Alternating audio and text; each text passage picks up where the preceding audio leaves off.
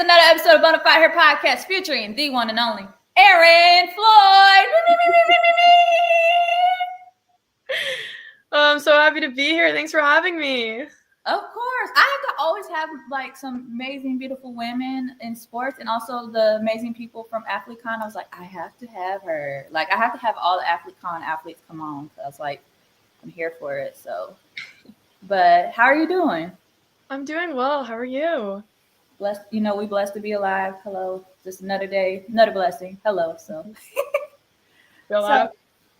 let's get it started. So Miss Erynn, can you tell us your sports story to how you got to where you are? Yeah, of course. So I am currently a senior soccer player at the University of Louisville. I grew up in Connecticut, so kind of crazy that I'm in the Midwest now. I never thought I would be in Kentucky. I actually have an older sister. She's 4 years older than me. So we both started playing soccer when we were young, and then she became a goalkeeper for her team. So when the time came for someone to go and goal for our team, it was kind of a no-brainer. Tossed me in there. I had a sister who did it. I was not too happy about the fact. I wanted to be on the field, but it's kind of crazy that I've ended up and I'm still now a goalkeeper 20-something years later. Was really cool, played for a bunch of travel teams, and then my best friend, actually still to this day, her team was a little higher level than the one I was on at the time. They needed a goalkeeper. She was like, you should come try out. I think you would be great. I wasn't too sure about it, but I ended up kind of taking the leap, and then that became the team that I then ended up getting recruited from for college, which was kind of crazy. My recruiting process was during COVID, so that in itself was crazy and hectic. You couldn't visit schools. It was all online, phone calls. Trying to get a feel for a team's culture through the phone is a very difficult thing, as I realized. But yeah, I took a really long time with my recruiting process. I think I was the last to commit to Louisville for my class out of 11 of us. I committed middle of April of my junior year of high school. Came July after high school graduation, I graduated and 2 weeks later was on campus for soccer here, which was kind of a crazy turnaround. And I've spent the last 4 years here and I've loved every second. Oh, man. COVID changed everything for real for all the athletes, especially like how the recruiting process, you mentioned like everything was online, like how you had to study and everything. Like I remember hearing stories about it. I'm like, man, like just everything shut down. So my question for you is, what was it about Louisville that, that captured your yes, I want to go there and for my collegiate career? Yeah, I think there were a couple different things. One of the first things that my coach said that kind of caught my attention and was like, oh, wow, I really like this place is her development of us as human beings. Obviously, we were coming here to play soccer, but I remember the first phone call I had with her. She was like, I'm here to make you a strong, confident, badass woman. And I was like, okay, that's pretty cool. Like, I'm going there and I get to play soccer, which is amazing, but I also get to grow as a person off of the field. And that's really cool too, because that's something that's going to serve me my entire life, even when I'm no longer playing my sport. And then the second thing for me was just that family feeling of a team. I had that with my club and my high school, and I knew that's something I wanted at the collegiate level as well. And I'm so happy that that was a priority for me. And that's what Louisville was offering me, because the girls and even my roommates, they're my best friends. So I'm just really happy to have met them and shared this journey with them.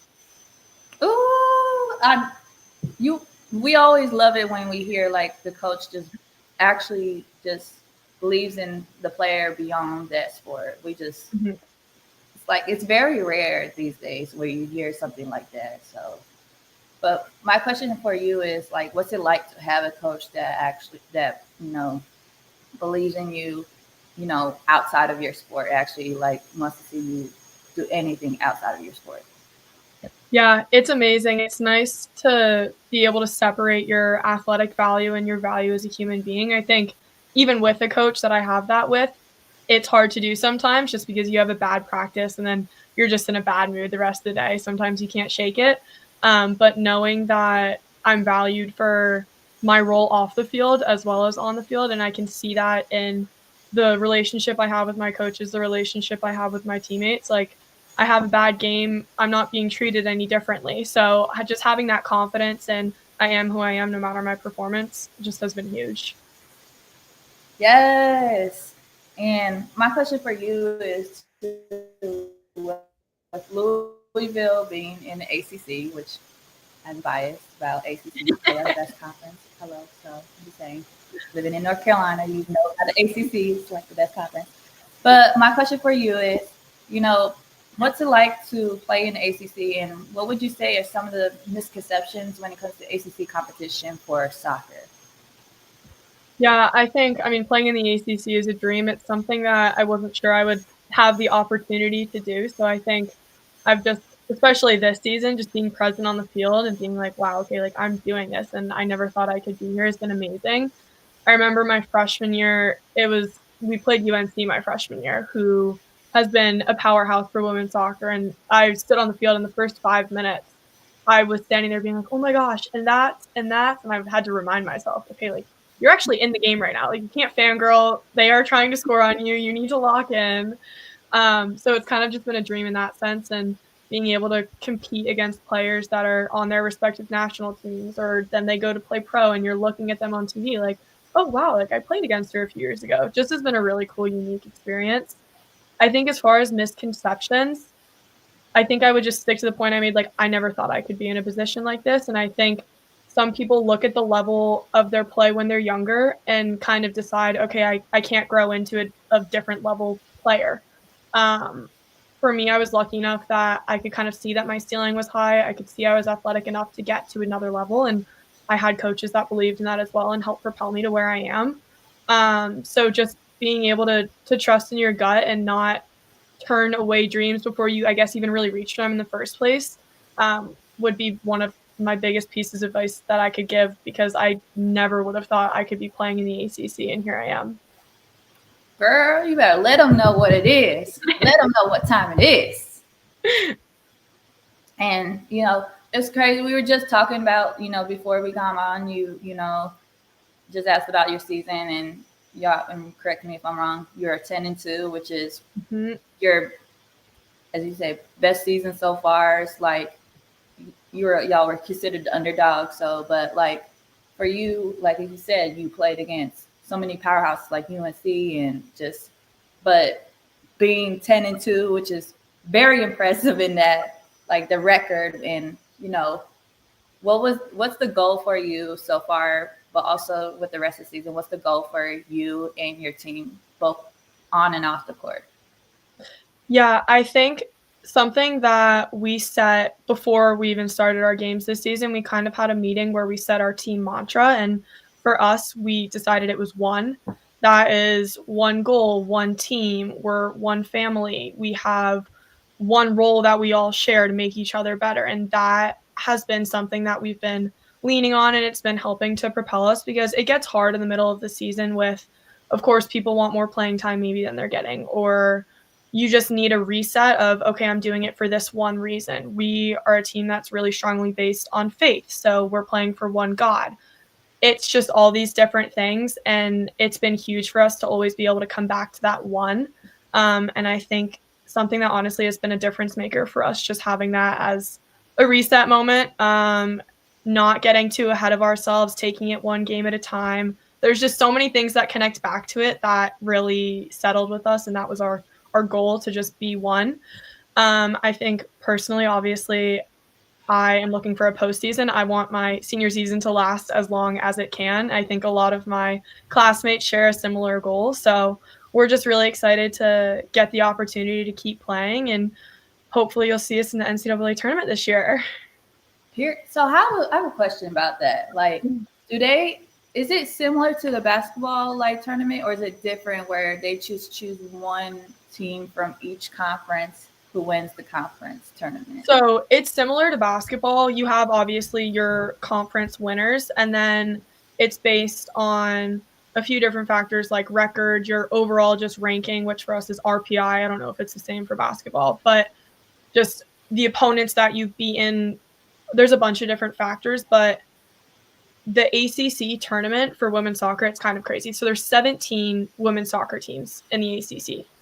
The ACC tournament only accepts the top 6 to play for an ACC title. Whoa. So for ACC soccer, if you make the ACC tournament, you're pretty much guaranteed a spot in the NCAA tournament. And then you have a few wild cards because just with the dominance of the ACC, there's usually, I want to estimate, maybe 10 ACC teams in the NCAA tournament. I could be wrong. Don't take me on that. But it's just a super competitive conference. So you don't have to win the ACC to make the NCAA tournament, which is kind of neat. But it's kind of crazy because realistically, it's easier for us to make the NCAA tournament than it is to make our own conference tournament. Wow. I would have never guessed. Just so like 17 and only 6 make the ACC. Wow. Mm-hmm. I know it's like for basketball, it's like I know there's 18 teams, which is to me, it's very like, oh God, it's a lot. Because growing up, it was like 15. Right. Not trying to show my age, but it's 15 or at least 12, but then increased. But and then but 6, I would have if it's 6, I would like, we just gotta win. I get it. We made the ACC tournament, but it's like we just need to win the whole thing, and then it gives us a more of a boost. Because if we lose in the ACC tournament, it's like, oh gosh, it's like praying, just like, please God, please, just like I just want. Yeah. Yep. But I've never heard that. You know what? I learned something new every day because because last year I did watch I'm trying to think who was in the championship for the women's soccer, but it almost and who did they play? Was it Wake? Yeah, I think you actually might be. I think it might have been Wake. I'm not positive, but I know UNC won. So I was like, this is like an ACC it's championship, but it was like, it was interesting. I was like, you know what? I like, it's like, maybe it's like for me, I'm trying to get more into the soccer because like when you know people and you support them, it's like, you know what? Because of you guys, I'm watching it more often. Mm-hmm. It's like, I love the media days pictures y'all be posting. Like, I don't know what it is. You know what? When the female athletes post their media day pictures, I'll be like, yes, it is a holiday. I'm here for it. It's like, yes, beautiful, gorgeous, slay, repost, everything. Yeah, no, women's sports media days, like, I love when it gets to that certain sports and, like, my TikTok feed will just be flooded with all of their media day posts. I'm just swiping through them. Like, all these jerseys are so cool. Like, Nike, Adidas, all these different brands. I'm like, how do you guys think of this? Like, I remember when I saw Oregon Soccer's jerseys. They are so cool. I was like, these are amazing. Like, Oregon gets all the good, like, nice jerseys. And then it's like, oh, well, Nike's headquarters there. It's like, wow. Oh, it makes sense now. But y'all's jerseys for soccer, I think y'all had the blue kind of. Yeah. Like, this is different, but I like it. Yeah, no, I'm lucky as a goalkeeper. We get fun colors. Oh, so what is it about goalkeeping that is like, would you say goalkeeping, what is something that people kind of like misconceived about the goalkeeping? Because I know some people think, oh, they just stand there, do absolutely nothing. Yeah, I think for me, one of the biggest misconceptions that I battle with is kind of what you said, where people are like, oh, you don't really do much, or you're just kind of standing there. Like, people doubt my athleticism or the amount of running that goalkeepers have to do. At least with the teams that I've been on, like, the goalkeeping running and the field running is the same. Like, we have the same fitness tests. It's all of that. So I think I get defensive over that because I'm like, I'm not choosing to be a goalie because I'm not athletic. If anything, I'm just as athletic, and I use that athleticism to then be able to throw my body on the ground willingly. Like, I don't know why I chose to do it, but I do. Because I was like, to me, I feel like they got the hardest job because, like, just from looking within, like, y'all have to protect, like, y'all's house. And, like, say the ball comes in different directions. So it's like, you got to figure out which direction. And then, like, just, like you see, you putting through your body. So it's like you flying and catching. And then it's like, I'm like, man, I'm here for it. But, like, So my question for you is, so first of all, a lot of people, AthleteCon was amazing because hello, that's how like met you. Like it was crazy because like we met in the lobby, but you were with the other Louisville athletes. I was like, oh, where y'all come? I was like, oh. So my question for you was, well, for you, what was it like to be part of AthleteCon, especially AthleteCon 2.0? Yeah, I mean, it was amazing. That whole experience was unlike anything I've ever been a part of. I honestly didn't know much about it until I was talking to our NIL guy. He kind of connected me with Sam, and that's how that whole thing started. I was really nervous going into it because I was new to the AthleteCon community, and at first I was like, "Oh my gosh, how do these people all know each other? Like, I feel like I don't know anyone." But everyone was so outgoing, so nice. I am so grateful for the opportunity to have gone and made all these relationships. And it's just really cool to kind of be newer to the NIL world and see all of these brands that athletes have built. And even now that they're post grad, how they're still living through those brands. And they are they're just so successful with that. And so being new to it was so inspiring to be like, okay, like I can do that. People are doing that. And then obviously just the kindness of everyone was amazing. And it's like, wow, these people really support each other. And just having people that when I post, I know that they're there to support me. And then when they're posting, I'm obviously supporting them. And it's just really cool to kind of have that online community. For sure. Because, first of all, shout out to Sam Green for the whole place. Because I always talk about the rooftop party. Because I was like, yeah, that was amazing. I was like, it felt like, I always tell people, I was like, that audio sound where Tiffany has like, ooh, this is nice. Girl, that's how I felt like when I looked. I'm like, man, this is something I would have never have thought of. Like, me, like, it's like, I ain't gonna say this is bougie, but I'm here for it. Like, this is royalty. Like, Sam literally made like me feel famous. I like walked in, I was like, oh, I feel so special.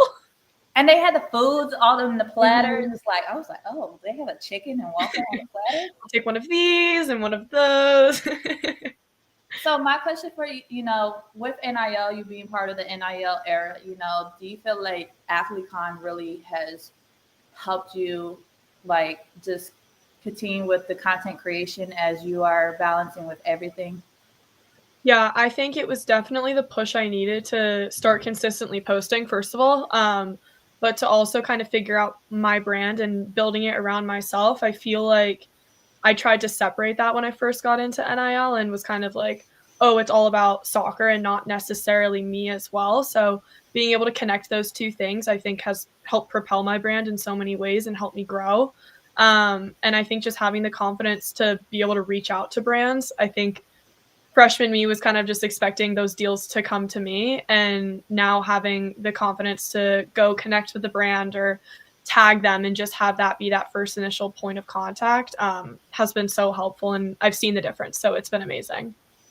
Ooh, period. So, and speaking of content creation, with everything with academics, athletics, traveling, how do you balance content creation with your everyday life?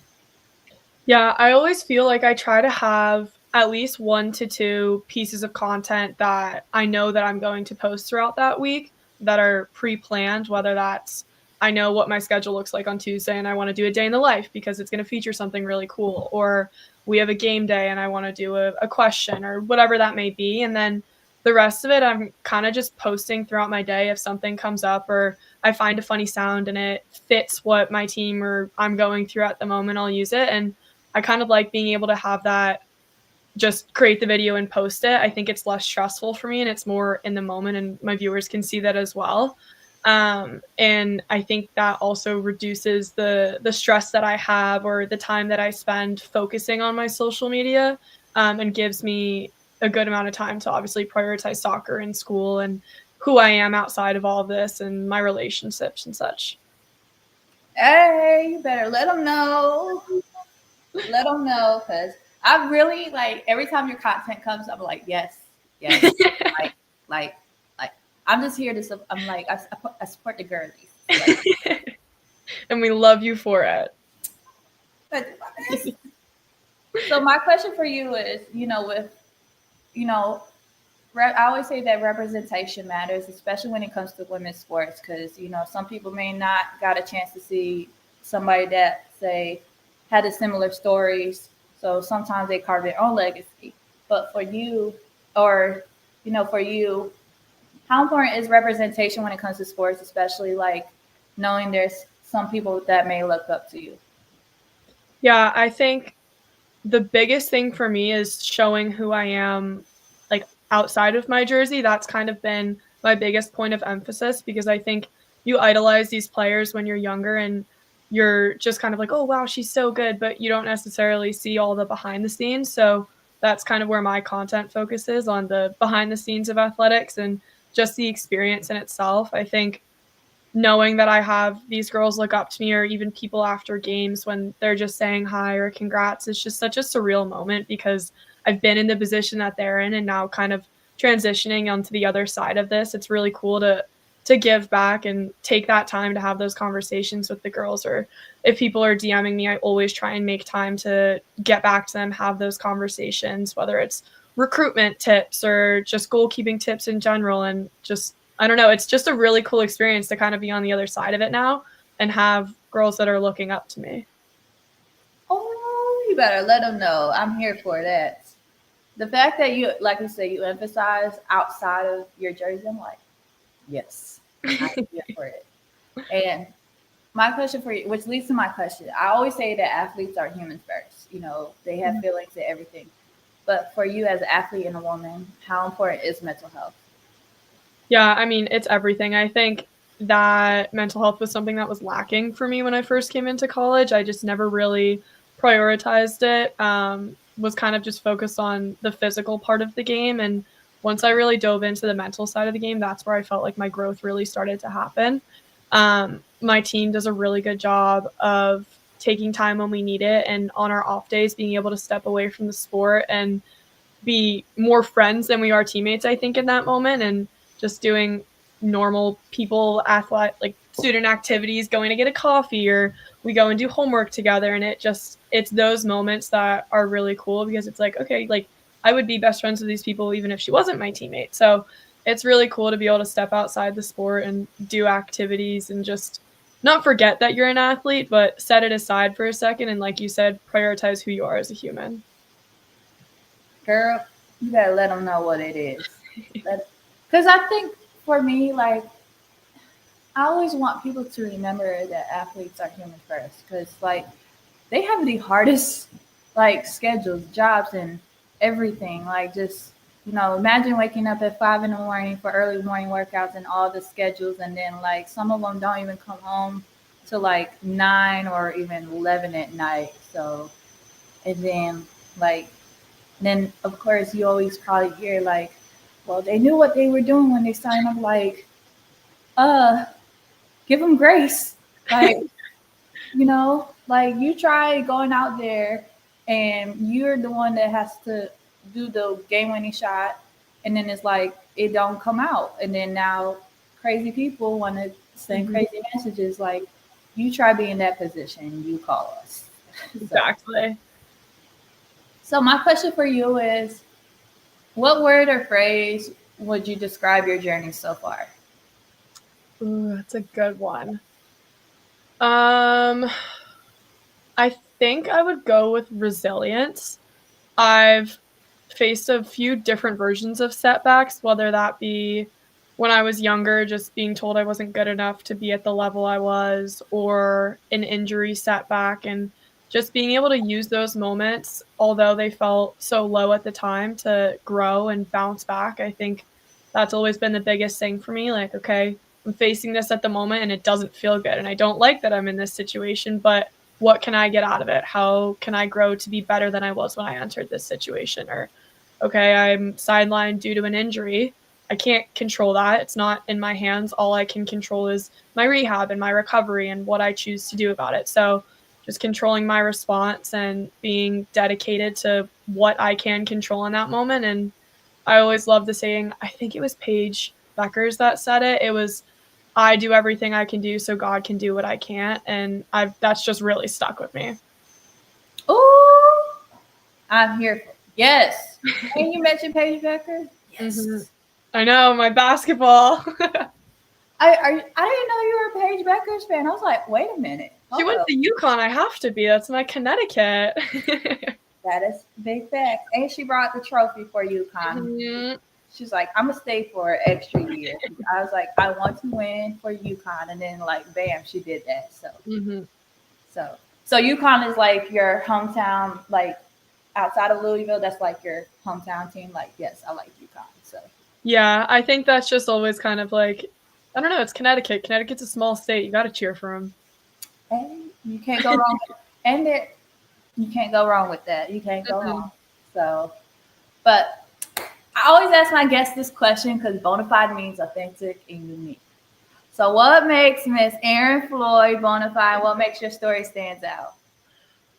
I think the biggest standout for myself when I look from the outside is probably just my journey as a walk-on. So I came as a committed walk-on to Louisville. So I had a roster spot, but no athletic scholarship. And that's just been a huge part of my journey. I think it kind of defines who I am as a person and what I talked about before, just being resilient, not taking no for an answer, being able to push through that and become a scholarship athlete. Just kind of developed me in so many different ways. And I really wouldn't change my journey, I don't think, for a second. Girl, we love that. Like, yes. Man, I didn't see. And look at how it's like, look how far you have come. Yeah. Like, you are winning it. You winning the day already, and you still slay all day. So I'm just want to say I'm very proud of you. Hello, like I'm rooting for you, and continue to be the amazing soul that you are. I'm here for it. Thank you. So, Miss Erynn, can you let the folks know where they can support and find you if there's any upcoming events happening for you? Yeah, of course. I'm always posting on Instagram. I don't even know what my handle is. Give me a second. It is Erynn M. Floyd. You can find me on Instagram. I'm on TikTok. You can find Louisville Women's Soccer on all social media platforms. Our schedule is pinned, so it's the first slide that you see. Our next home game is, I think it's in 3 weeks, so we're on the road for a bit, but we'll be back. And it's actually our senior night when we're back, so feel free to come out and support. Woo! So you gotta do it big for senior night. Exactly. Y'all heard it from the queen here first. Y'all be sure to follow her on Instagram and TikTok at Erynn M. Floyd. And be sure to check out her games. As she said, they're traveling, but on home game, one of the home games, senior night, y'all better turn up and turn out for them. Show up and show out for them. Let them know, hey, we in here. Yeah. Thank you guys for tuning in to Bonafide Her Podcast, episode 166, featuring Erynn Floyd. And be sure to check out the live replay of episode 166 of Bonafide Her Podcast, featuring Erynn Floyd. You can check out the live replay after this. Thank you guys for tuning in.